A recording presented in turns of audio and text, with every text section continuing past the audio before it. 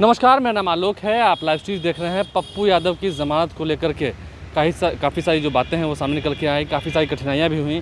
शिवनंदन भारती जो कि उनके अधिवक्ता रहे, इस प्रक्रिया में 21 दिन से अधिक का समय हो चुका उन्हें जेल गए हुए। कितनी मुसीबत का सामना झेलना पड़ा आपको? देखिए, दरअसल मुसीबत का मेन कारण था कि कोर्ट अभी हाई कोर्ट बंद है। हम लोगों ने हाई कोर्ट में भी मेंशन किया था, मेंशन अल्टीमेटली एक्सेप्ट नहीं हुआ।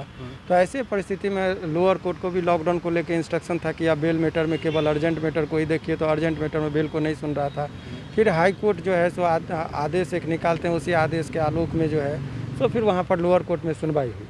तो उसमें हम लोगों ने एसीजीएम साहब के पास बहस किया। अल्टीमेटली वहाँ पर जो है सो फिर होने के बाद वहाँ पर डिनाई किया गया बेल से। तब हम लोग सेशन कोर्ट में आज बहस किए। सेशन समर्थकों की तो बात अलग है, वो काफ़ी उम्मीद सेशन कोर्ट में आज हम लोगों ने हाँ, ठीक है, हम समर्थकों की बात करें, उनकी तो बात अलग है। खैर, वो उत्साह में रहते हैं, अलग बात है। लेकिन फिलहाल कहा जा रहा है कि बातें पूरी सुन ली गई हैं, क्योंकि शुरुआती दौर में दिक्कत हुई थी कि बातें नहीं सुनी जा रही थी लगता है। हाँ जी, अभी आज प्रथम दिन ये हुआ कि मेरिट पर बहस हुआ। मेरिट का मतलब कि गुण दोष के आधार पर निर्णय होता है कि बेल मिलना चाहिए नहीं मिलना चाहिए। अभी तक क्या होता था कि आपको सुनवाई होगी तो गुण दोष पर हम लोग अभी बहस नहीं कर रहे थे। इससे पिछले बार भी बहस हुई थी तो सेशन न्यायालय के समक्ष ही, तो उसमें भी बोला गया कि हम कॉल को जो है लोअर कोर्ट से रिकॉर्ड को मंगाते हैं। LCR हुआ था तो उतना ही बहस हुआ। आज सारे चीज़ों को, तथ्यात्मक चीज़ों को हम लोगों ने रखा और हम लोगों ने 2-3 बातें न्यायालय के समक्ष रखा कि बेल का जो प्रावधान है, बेल के टाइम में तो दो चीज़ें देखी जाती है कि जिस अपराध के तहत उनको अभियुक्त बनाया गया है उसमें सज़ा होने की संभावना कितनी है। यदि प्रबल संभावना है सज़ा होने की तो बेल देने में वो हिचकते हैं। लेकिन इसमें क्या हुआ कि बेल का जो प्रथम चीज़ है कि जो अभियुक्त कह रहे हैं कि माने आरोप इन पे लगाया गया कि अपहरण का मामला 364 के तहत जो लगाया गया, तो जो व्यक्ति के बारे में कथित तौर पर कहा जाता है कि अपहरण हुआ था, उनके जान मारने की इत्यादि से, वो व्यक्ति स्वयं आज कोर्ट में अपने वकील के थ्रू वो उपस्थित हुए। आज हुआ था? जी बिल्कुल, मतलब आज कोर्ट की बड़ी बात है कि वो व्यक्ति भी उपस्थित था जिसके कारण ये जी ये बहुत बड़ी बात है कि वो आज कोर्ट के समक्ष उपस्थित है वीडियो कॉन्फ्रेंसिंग अपने वकील के थ्रू। और सबसे बड़ी और अहम बात यह है कि उनके वकील साहब भी प्रेयर किए कि अब इसमें तथ्य की भूल के वजह से राजकुमार नाम था उनका जी। अभी उसमें जो अब और 2-3 लोग गवाह वगैरह भी सभी लोग थे वहाँ पर, 3 लोग वहाँ पर उपस्थित हुए। तो मोटा मोटी ये बात कही गई कि इनमें जो है जो व्यक्ति ये बता रहे हैं कि हमारा अपहरण हुआ था, उसमें तो आपके ही न्यूज़ चैनल पर मैंने देखा था, बजाते आपने उनका इंटरव्यू भी लिया था, उन्होंने भी यही कहा था कि मामला तो बहुत पहले सॉर्ट आउट। तो उस चीज़ को फिर से इन्होंने रिपीट न्यायालय के समक्ष। देखिए, न्यूज़ चैनल का क्रेडिबिलिटी नहीं होता, न्यायालय में अपने आँख से वो देखते हैं, एविडेंट्री वैल्यू तब होता। तो वो भी हम लोगों ने उपस्थित कराया। वो स्वतः आए, उनके एडवोकेट भी बोले कि ये जो है सो ये मामला में अभी जो है सो इनको जेल में रखना उचित नहीं है। तो हम लोगों ने कहा कि यदि ट्रायल होगा तो ट्रायल अभी बंद है कोर्ट में। ट्रायल यदि हो जाता तो आज के डेट में ये बयान देते और भाई इस आधार पर ये एक्यूटल हो जाते। लेकिन चूंकि कोर्ट में अभी केवल बेल मैटर को ही सुनवाई होती है तो उसमें सज़ा की संभावना कम है। तो एक यादव की भी तबीयत काफ़ी खराब है, बातें भी कोर्ट में ये एक दूसरा ग्राउंड बेल में ये भी रखा गया कि ये उनकी तबीयत खराब है।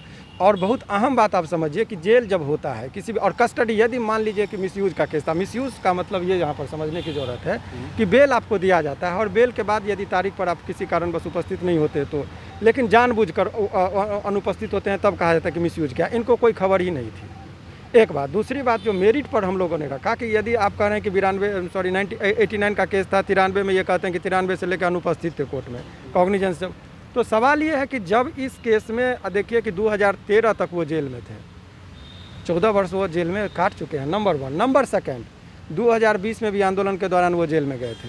अभी नॉमिनेशन के टाइम में भी उन्होंने नॉमिनेशन फाइल किया। तो ये हमेशा पब्लिक के बीच में रहती है, फरार कब रहे हैं। आपको जब जो एडमिनिस्ट्रेटिव अथॉरिटी है वो यदि इनको अरेस्ट करना चाहती तो हम उस टाइम में प्रोड्यूस करना चाहती उस केस में जिस केस में इनको रिक्वायरमेंट था, तो 2013 तक ऑलरेडी जेल में थे, इनको कभी भी प्रोड्यूस किया जा सकता था उस केस में। तो हमारे तरफ से तो कोई लेकुना है नहीं। अब ये कुछ प्रशासनिक चूक हुई या बातें हुई रखा गया? प्रशासनिक चूक क्या कहिएगा, उनके हमको कोई जानकारी, मतलब क्लाइंट को हमारे कोई जानकारी थी नहीं कि हमारे ऊपर केस है, लंबित है, तारीख पर जाना, इस तरह के कोई। यदि आपने समन किया तो समन की तामीला रिसीविंग होना चाहिए, वारंट है वारंट की रिसीविंग होनी चाहिए। अभी उनका ही जो है सो दलील था 2021 में जो रिसेंटली जो वारंट निकला था, पहले वाले वारंट को निरस्त करते हुए, तो उसमें कहा गया कि चौकीदार लेके जा रहे थे तो उसमें जो है सो वारंट इनका गिर गया था। तो कभी रिसीविंग नहीं हुआ। ऑन रिकॉर्ड की बात हम लोग जो भी बात करते हैं वो तथ्यात्मक चीज़ के साथ डॉक्यूमेंट्री प्रूफ तमाम बातें आज कोर्ट में हुई। और कोर्ट तमाम बिंदुओं को सुनने के बाद सबसे अहम बात है कि कंप्रोमाइज्ड केस है, कस्टडी भी सफिशिएंट है। यदि मान लीजिए कि मिसयूज का है तो कस्टडी सफिशिएंट है। कस्टडी में भी देखिए कि ये जो 11 तारीख से अभी तक लगातार वो कस्टडी में है, हॉस्पिटल में बीमार है, ये भी एक ग्राउंड है। दूसरी बात की एक देखिए, जेल के अंदर भी एक सेल होता है, एक छोटे से रूम में आपको बंद कर दिया जाता है।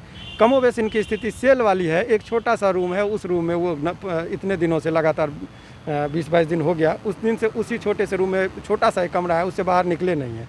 तो ये भाई रिमांड वाली बात है। अभी के दौर में 1 दिन का सज़ा का मतलब 1 साल के बराबर कोरोना काल का समय है, हॉस्पिटल में ज़िंदगी और कौन इन्फेक्टेड पर्सन है।